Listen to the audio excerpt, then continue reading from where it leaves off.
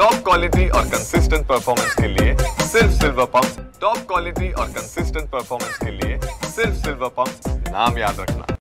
Sir, एकूणच ज्या कालपासून घडामोडी झालेल्या आहेत, डोंगळेंनी राजीनामा देण्यास नकार दिलेला आहे, मुख्यमंत्र्यांनी थेट यामध्ये उडी मारल्याचं कळतंय, काय सांगता? मला वाटते मुख्यमंत्री उपमुख्यमंत्र्यांनी यात लक्ष घातलंय असं मला वाटत नाही, कारण की शेवटी स्थानिक या सहकार्यातल्या संस्थांमध्ये मुख्यमंत्री किंवा उपमुख्यमंत्री पदावर असणारी व्यक्तिमत्व यात लक्ष घालतील असं मला काय वाटत नाही. जिल्ह्याचं राजकारण आणि आमची भूमिका एकच आहे की विश्वास आबाजी 2 वर्षे, अरुण डोंगळे 2 वर्षे असं फॉर्म्युला ठरला होता आणि अगदी परवा दिवशी 3 दिवसापूर्वी अरुण डोंगळे हे मला आणि मुश्रीफ साहेबांना भेटून गेले आणि 15 तारखेला द्यावा अशी आमची अपेक्षा आहे. त्यामुळे आत्तासुद्धा आमची अपेक्षा आहे की ती देतील.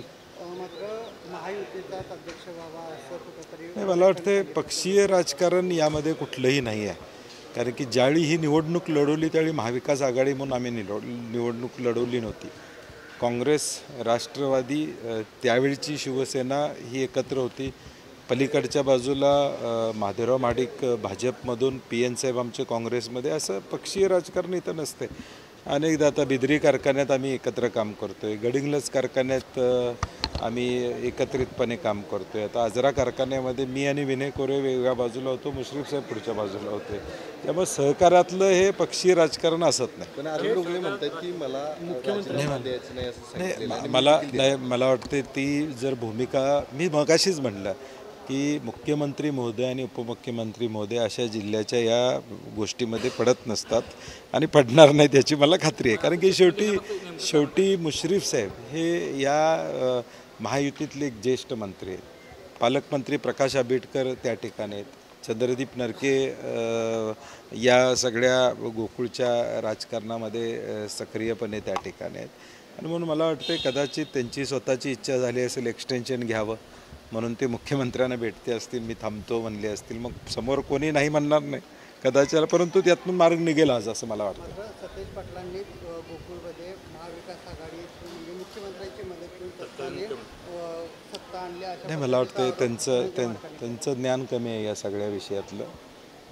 मला वाटते भीमा कारखान्याचं क्रशिंग किती झाले ते जर सांगितलं तर कोल्हापुरातल्या सहकार्याला त्यांचं मार्गदर्शन आहे. तर वेट आणि वॉच वगैरे म्हणतायत सत्ता परत एकदा येण्यासंदर्भात. आता 1 वर्ष निवडणुका, मला काय वाटते की लोकशाहीमध्ये निवडणुकाच हा टेस्ट असतो. पुढच्या वर्षी या सगळ्या निवडणुका होणार आहेत. जिल्हा मध्यवर्ती बँकेची पण निवडणूक आहे, जिल्हा दूध संघाची पण निवडणूक आहे आणि आता या पुढच्या 6 महिन्यामध्ये महापालिका, जिल्हा परिषद, नगरपालिका, नगरपंचायत सगळ्या निवडणुका आहेत.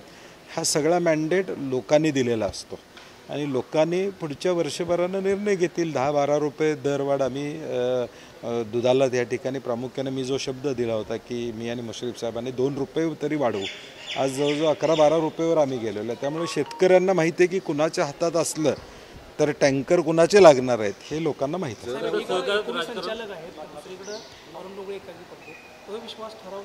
नाही, मला वाटते ती वेळ येणार नाही, सामंजस्यानं निर्णय लागेल. तर जी तुम्ही आघाडी बनवलेली आहे ती अभेद्यच शेवटपर्यंत राहणार नाही, शेवटी या आम्ही एकत्रितपणे ही निवडणूक लढलो होतो. तेव्हा मला वाटत नाही की यात कुठला आता फटाफट होण्याचं काय स्कोप त्या ठिकाणी असं मला काय वाटत नाही. डोंगळे नाही तर कोण?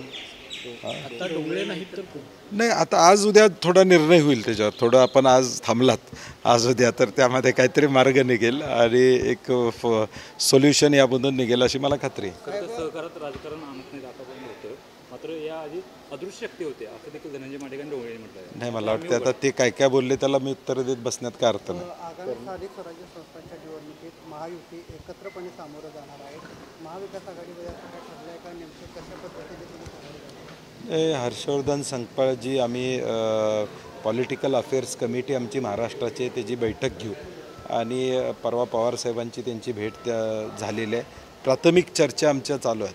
जिथं महाविकास आघाडी म्हणून आम्हाला शक्य होईल तिथं आत्तापर्यंत पूर्वी देखील काँग्रेस राष्ट्रवादीची आघाडी असताना काय होतं, आम्ही 2000 ह्याच्या गेले 15-20 वर्ष झालं काँग्रेस राष्ट्रवादी जिथं शक्य होईल तिथं आघाडीत लढत होतो, जिथं शक्य नाही तिथं लढत नव्हतं.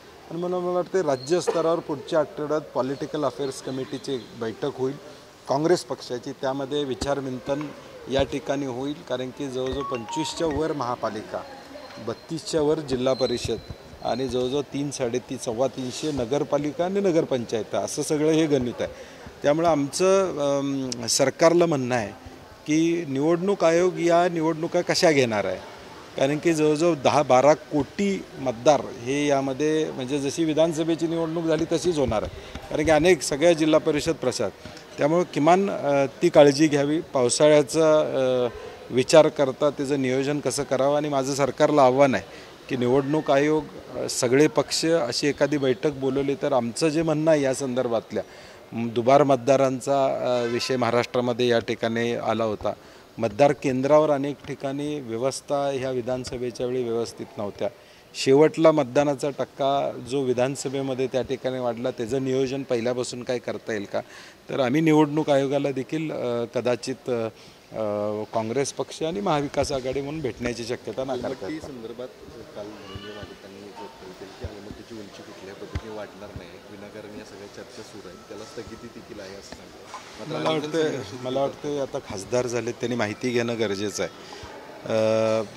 केंद्रीय मंत्र्यांनी मागच्या 10 दिवसापूर्वी तिन्ही राज्यांची बैठक बोलवली होती, ती रद्द झाली. मग ती बैठक कशासाठी बोलवली होती? कृष्णा लवादानं हा निर्णय दिलेला आहे, फक्त केंद्रानं गॅझेट काढायचं आहे. ते गॅझेट काढू नये म्हणून हा प्रयत्न या ठिकाणी चालू आहे. कर्नाटक सरकार प्रयत्न करते, त्याला 5,000 कोटी रुपयाची तरतूद केलेली आहे. 20-22 हजार एकर जमीन त्यांनी ऑलरेडी ॲक्वायर केलेली आहे. 1 लाख एकर त्यांना ॲक्वायर करावी त्या ठिकाणी लागते. त्याच्या संदर्भातली चर्चा कर्नाटक सरकार करते. त्यामुळे मला वाटते खासदारांनी किमान माहिती थोडी घ्यावी. आता ते केंद्रात आहेत, सातत्यानं दर आठवड्याला दिल्लीला असतात, त्यामुळे थोडी माहिती घेतली तर आम्हालाही कळेल की बाबा केंद्रानं गॅझेट काढले किंवा नाही काढलेलं आहे, स्थगिती कुठली आहे. मग तेलंगणा गव्हर्नमेंट सुप्रीम कोर्टात कशासाठी गेलेलं आहे. आणि म्हणून उलट पक्षी त्यांनी या आंदोलनामध्ये सर्वपक्षीय आंदोलन हे आहे. खासदार धैर्यशील माने त्या ठिकाणी आले होते आणि अंकली पुलावरचं हे चक्काजाम महाराष्ट्र सरकारनं निर्णायक भूमिका केंद्राकडे मांडावी. विशाल पाटलांनी लोकसभेमध्ये विचारलं महाराष्ट्र सरकारचा विरोध आहे का, तर तसा लेखी कुठलाही नाही असं उत्तर CR पाटील साहेब जे केंद्रीय मंत्री आहेत त्यांनी दिलेलं आहे. कोल्हापूर महापालिकेचे माजी नगरसेवक चला आणि काय संजय राऊत पुस्तक प्रकाशनातील स्वर्ग एक पुस्तक आज प्रकाशन होतं. गौप्यस्फोट केलेले आहेत, अमित शहावर टीका अनेक गौप्यस्फोट असं नाही. मला वाटतं संजय राऊतजी हे एक अभ्यासू पत्रकार संपादक आहेत आणि लेखणीच्या माध्यमातून त्यांनी वस्तुस्थिती जर मांडली असेल तर चांगलं आहे. आजच्या युगामध्ये खरी माहिती, कारण की आज एकूणच जगामध्ये बघितलं तर 47% फेक न्यूज आहेत असा एक सर्वे आलेला आहे.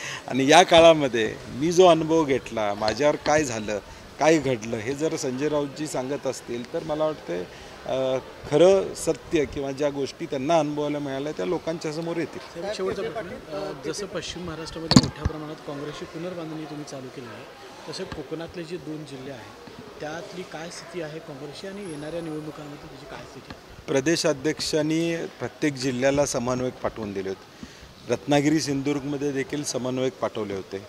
त्याचा अहवाल माझ्याकडे आलेला आहे आणि आता त्यामध्ये आम्ही फेरबदल करतो आहे. नव्यानं काही तालुका अध्यक्ष, जिल्हा अध्यक्ष, रत्नागिरी जिल्हा मोठा असल्यामुळे तिथं 2 जिल्हाध्यक्ष करून रत्नागिरीचा कारभार या ठिकाणी सोपवणं असे एक धोरणात्मक निर्णय आम्ही प्रदेशाध्यक्षांच्या मान्यतेनं दोन्ही जिल्ह्यामध्ये घेतो. राणेंच्या बालेकिल्ल्यामध्ये काय स्फोट होणार आहे? शिवसेनेमधून आता पुन्हा राष्ट्रवादी अजित पवार गटात प्रवेश. अजून माझी चर्चा नाही त्यांच्याशी या विषयात.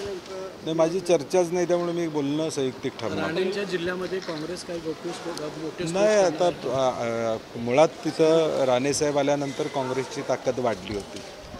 पूर्वी सावंतसाहेब होते त्यावेळी खासदार म्हणून, त्यावेळी काँग्रेसची ताकद होती. आता आम्हाला प्रयत्न करणं, शेवटी नगरपालिका आहे, जिल्हा परिषद आहेत, पंचायत समिती आहेत. काँग्रेसला थोडं ताकद मिळाली किंवा ताकद देऊन तिथं काही माणसं निवडून आणता आली. कुडाळला मागच्या वेळी आम्ही नगराध्यक्ष 2.5 वर्ष काँग्रेसचा या ठिकाणी केला होता. तसं जिथं शक्य होईल तेवढं प्रयत्न करायचं काँग्रेसला, काँग्रेसच्या कार्यकर्त्यांना, कारण की स्थानिक स्वराज्य संस्था आम्ही लढणार आहोत, त्यामुळं बळ देणं हे आमचं कर्तव्य असणार. अद्याप देखील महापालिकेकडून अनेक स्वच्छता करण्यात आलेली आहे. जागोजागी नाले जे आहेत ते सपोर्ट होत आहेत. या संदर्भात काय आढावा? परवा आता पालकमंत्र्यांनी बैठक घेतली, त्यामध्ये महापुराचा आढावा त्यांनी दिलेला आहे आणि महानगरपालिकेनं काय उपाययोजना करतोय काय नाही करतोय हे सांगितलेलं आहे. त्यामुळे आता वेळ देऊया त्यांना, पुढच्या 8 दिवसात नाही झालं तर आम्ही त्यांना परत एकदा सांगू की हे तत्परतेनं करावं.